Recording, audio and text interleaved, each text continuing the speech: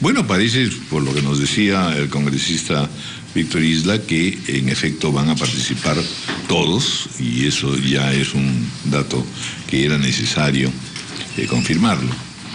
Lo otro es, en verdad, como se han sostenido los tres señores invitados, ya en poder concretar cuáles serían los puntos que llevasen a un acuerdo y a poder adelantar algunas cosas. El gobierno sí ha situado al comienzo, digamos, como puntos de partida, la situación económica, sobre la cual estamos viendo que el ministro Castilla permanentemente está haciendo planteamientos, acaba de presentar al Congreso 12 puntos para reactivar previsoramente la economía. Evidentemente el tema de la seguridad ciudadana está fuera de toda discusión, que todo el mundo participa, ¿no es cierto? Pero después hay una serie de otras temáticas que se van un poco diluyendo y que ojalá pudiera entonces, después de una ronda primera de diálogo, situarse esta temática y decir, bueno, tenemos 3 o 4 temas principales que son los que vamos a desarrollar, y ahí el doctor Isla nos mencionaba, por ejemplo, el caso de la ley electoral, en donde pareciera que podría haber un consenso de que se empiece a discutir, que eso es vital sobre todo para las elecciones municipales, regionales y sobre todo las próximas presidenciales. ¿Conviene usted, congresista Víctor Isla, en que se va a poder llegar a ese punto en el que se precisen 3 o 4 aspectos centrales que sean materia de una legislación y un diálogo ya constructivo o un acuerdo multipartidario? Yo soy un convencido de ello, y es más, los pasos que se están dando apuntan a ello. Como decía hace un momento, se está hablando con todas las fuerzas políticas y con todos los líderes políticos que puedan estar presentes. Yo estoy seguro que tanto la lideresa de Fuerza Popular, Keiko Sofía Fujimori, va a hacerse presente, yo lo he anunciado, el presidente García. Y después de tener esta primera ronda va a haber puntos en común. Yo le salía más allá de la lucha contra la corrupción, es un compromiso de toda la clase política y del país en su conjunto, ver puntos de entendimiento, lo que hablábamos dentro de las reformas que se necesitan, por ejemplo, el financiamiento público, los partidos políticos, va de la mano contra la lucha contra la corrupción. Ahora existe acusaciones sin nombres que se están dando, por ejemplo, de la existencia del narcotráfico en el Parlamento. Es un hecho gravísimo que hay que investigarlo y hay que denunciarlo, pero no se puede hacer alegremente de esta manera. Ahí, por ejemplo, el tema del financiamiento, el tema del financiamiento público de los partidos, hay que hacerlo. Pero, por ejemplo, congresista Isla, el Congreso decide hacer una investigación con respecto a la gestión del gobierno anterior, lo que me parece absolutamente válido y pertinente. Cuando surgen cuestionamientos sobre cuentas extrañas del señor Alejandro Toledo, no recibe el mismo trato. Hoy, lo que se ha publicado sobre el informe de la Unidad de Inteligencia Financiera da cuenta de que la cuenta de Coteva se utilizaba para fines estrictamente personales. O sea, era una cuenta para que el señor Toledo pagara hipotecas y comprara casas. Y el Congreso ha decidido tratar de distinta manera 2 casos que involucran en sospecha y presunta corrupción a 2 expresidentes.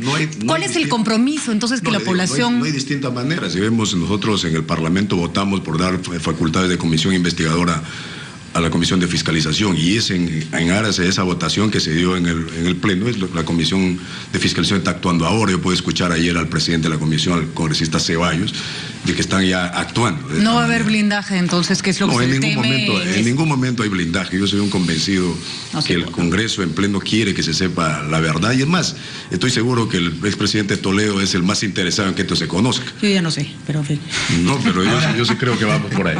Pero mire, estamos hablando de que también en el Parlamento se logren estos acuerdos que se están planteando desde el Ejecutivo con las demás fuerzas políticas, pero lo que tenemos en la memoria última acerca del Congreso y un supuesto entendimiento fue lo que terminó mal llamándose la repartija, porque ni siquiera para nombrar a un defensor del pueblo, a miembros del tribunal, se llegó a un acuerdo transparente, que fuera legitimado por la opinión pública también. Usted lo ha señalado, mal llamado repartija. Eso es un proceso de acuerdo que hubo entre las fuerzas políticas, y definitivamente en el Parlamento tenemos proporcionalidad. Pero un acuerdo no legítimo, pues no alcanzó legitimidad, tanto es así que tuvieron que deshacerlo. No, son posiciones que yo las respeto, pero fue un acuerdo. Después de mucho tiempo las fuerzas políticas llegaron, discutieron y llegaron a un entendimiento. Ahora, ¿ves? Intereses subalternos. Yo recuerdo mucho que revisé en esa época los titulares que se dieron en la época del gobierno aprista. Un diario, el decano de los diarios, prácticamente repitió su titular. Y ahí teníamos la fotografía en ese momento de la congresista Mercedes Cabanillas, del congresista Aurelio Pastor y de Velázquez Quesquén, de Javier. Y se hablaba, se consumó la repartija. Lo que pasa es que aquí lo que tiene que haber es la capacidad de entendernos, respetando nuestras diferencias y con un gran nivel de tolerancia, ¿no? El sentido de las preguntas que se le han hecho son justamente eso, ¿no es cierto? Es decir, bien, se ha producido el diálogo, se va a continuar conversando con todos los grupos políticos. Luego, ¿qué pasa? Claro. ¿Y después qué? Claro, se cambia, se modifica, se tiene otra actitud, se escoge qué es lo primordial, se separa, en otras palabras, el trigo de la paja, o de lo contrario, seguiremos en estos, ya no repartija, pero idas y vueltas, discutiendo más o menos sobre lo mismo y sin llegar a algunos alcances. Claro, es verdad que en el fondo parece tampoco natural que cuando hay problemas inmediatamente todos nos centremos en decir, fuera ministro, ¿no? Seguridad ciudadana, fuera el ministro, es un desastre. Los penales, fuera. Entonces, jugamos un poco a situaciones un poco definitivas que no solucionan los problemas. Lo que se quiere es tener mayor efectividad, supongo, gubernamental. No sé si más o menos coinciden en eso también la unidad de Tubino y Juan Carlos Seguren, porque si no, la verdad es que es conversar para no pactar. No, la verdad, Raúl, que en este tema se tiene que llegar a temas, a puntos concretos. Y ese era el afán que planteó Fuerza Popular en el sentido de que este diálogo tenía que ser al máximo nivel. ¿Por qué? Porque ahí hay que tomar decisiones en ese nivel y, lógicamente, trazar el camino a seguir posteriormente a este diálogo, que tiene que haber algo concreto. Lógicamente, en todo esto, en todo momento, hay que escuchar lo que la población pide y clama. ¿Qué cosa es lo que nos pide y clama la población peruana en un país que afianza su democracia? Máxima transparencia. ¿Y qué cosa? Parece un trabalenguas, una palabra tan simple. Máxima transparencia. ¿Qué significa ser transparente? No dejar dudas de tu accionar. Eso quiere la población. Hoy más que ayer. Bueno, pero eso es bueno. Les cae a todos los grupos políticos. Ah, bueno, acá es un tema. No solamente tema del gobierno. Pero ese es un tema importantísimo. Importantísimo para reorientar el trabajo político en el Perú. Pero eso se toma al máximo nivel, hay que continuar dialogando, pero sobre ya puntos específicos. Yo estoy de acuerdo con eso, y esto no debe terminar en conversaciones y más conversaciones, sino llegar a una agenda y desarrollar esa agenda. Sí, no lo aseguren. Ustedes además tienen un precedente. Apoyaron vivamente a la señora Villarán y ese apoyo les está costando caro, porque no se están poniendo de acuerdo. Sí. Este entusiasmo del diálogo tiene sus límites y no se cumplen las cosas. El PPC tiene siempre, como todas las agrupaciones, dos opciones: hacer lo políticamente conveniente, mirando las encuestas, la opinión pública, o lo que consideramos políticamente correcto. Y optamos siempre por lo correcto, así en el corto plazo nos dé costos. Y yo creo que ya no hay que teorizar, ni mirar hacia el pasado, si hubiese estado el presidente o no hubiese estado. Hay que plantear hacia adelante cosas concretas y específicas. Ejemplo, el tema de corrupción. Así como el tema de seguridad ciudadana nos ha abocado por lo menos intensamente un año, ahora debemos abocarnos al tema de corrupción de manera transversal. Ejemplo, en la agenda legislativa del Congreso, presido la Comisión de Justicia, mi prioridad va a ser todos los proyectos que hay vinculados a corrupción. Si eso replicamos en el Poder Judicial, en el Ministerio Público, en la Contraloría y en la PCM, que tiene el manejo transversal, para que ese sea un punto clave de rompimiento, de ruptura, de golpe de timón, vamos a avanzar. Un segundo tema, la reforma política. Hay descrédito de los partidos, hay descrédito del Congreso, hay descrédito del Poder Ejecutivo, no hay confianza, se cree que hay corrupción o interferencias de la... Y hay alejamiento de la población. Y hay una gran distancia de representación. Congresista. Entonces, perdóname, Carlito. Sí. Entonces, es fundamental afrontar la reforma política. No podemos seguir con un sistema político que nos pone a todos como reprobados. Y un tercer tema, la reforma del Estado vinculado a generar empleo e inversión.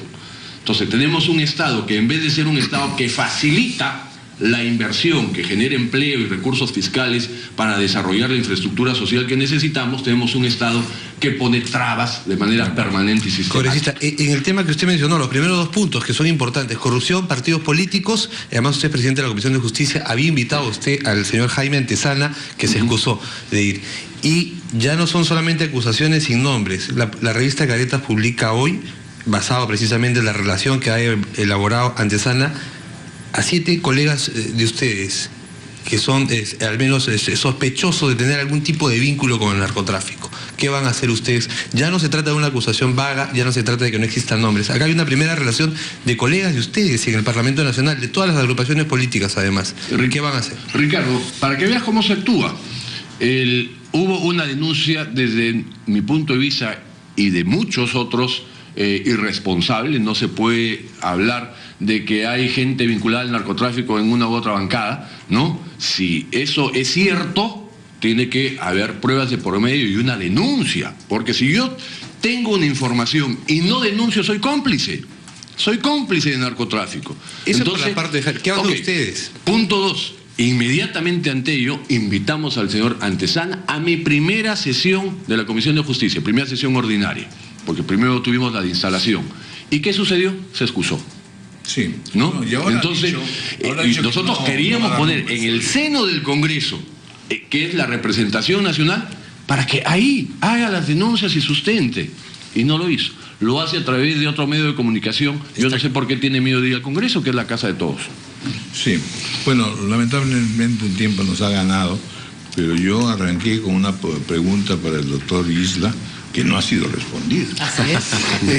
Premierable. Todo está pendiente. Y metemos una palabra, premierable. Tenemos un primer ministro, o tendremos un primer ministro de su categoría, considerando que efectivamente si alguien ha ganado muy buena opinión del Congreso, unánimemente es usted, lo cual ya sería una muy buena señal en términos de premierato. No, yo lo que le digo es que el premier Juan Jiménez tiene el respaldo total del señor presidente de la República, de todo su Consejo de Ministros y evidentemente la bancada, ¿no? Estamos seguros que está haciendo un buen trabajo y este diálogo liderado por él en representación del gobierno va a tener un resultado auspicioso.